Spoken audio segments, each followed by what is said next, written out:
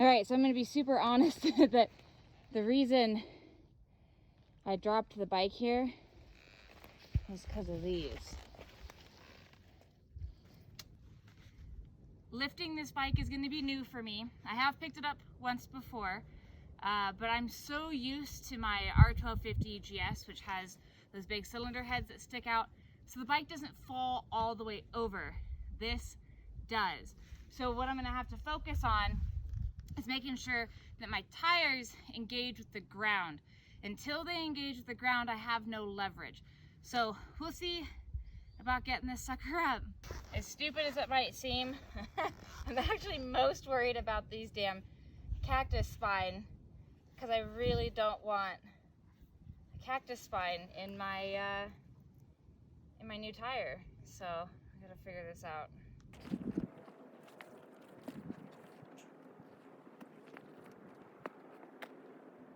So I'm gonna try the back end lift because it's the one I'm most familiar with.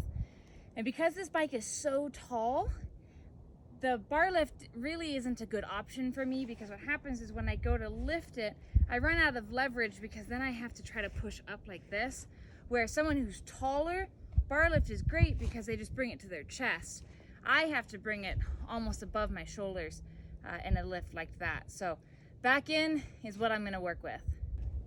So I'm looking to grab something nice and solid. Again, this bike is relatively new to me, so haven't done a whole lot of lifting with it. I want to avoid grabbing the seat because I don't want to pop it off. So I'm going to grab the handlebar and bring it as close to me as possible. The problem with this bar way out here is it kind of sets me off like this instead of really nice and squared up. I might try to reach down and grab some of this frame. We'll just see how it works.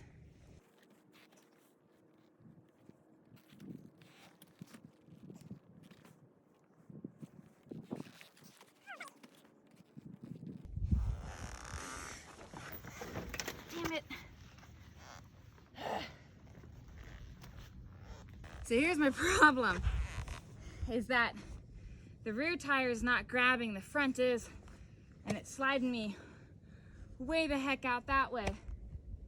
I can exit in that direction, but if I couldn't exit that way, this would be really problematic.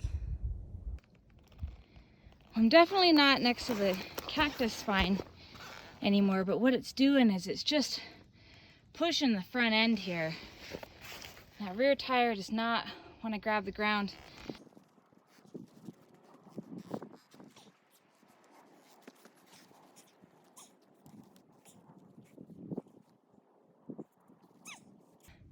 So I just did a video about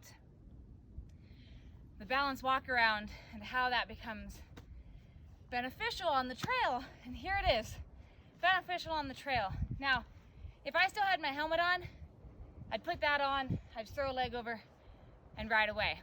But I don't, my helmet's over there, and I don't want to risk, potentially having something go wrong.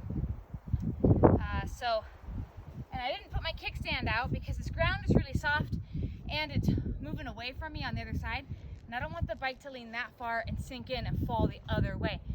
Having the bike fall with the kickstand out and digging into the ground makes it so much harder to pick it back up.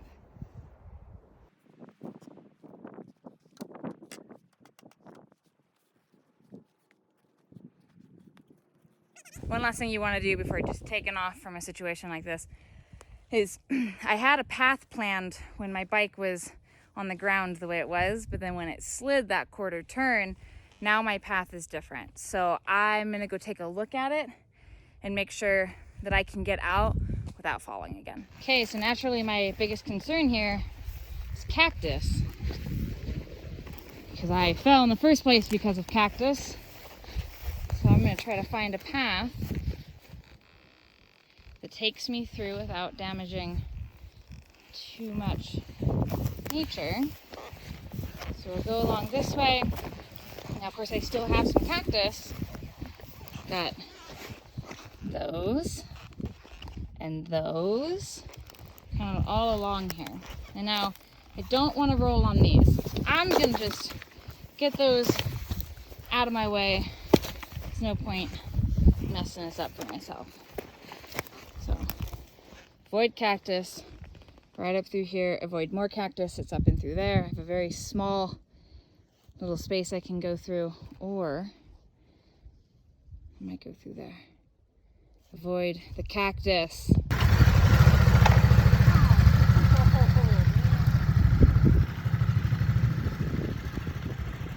So I came in, see my tracks, came in through here, and I had all these little trees. I knew they were gonna move, no big deal.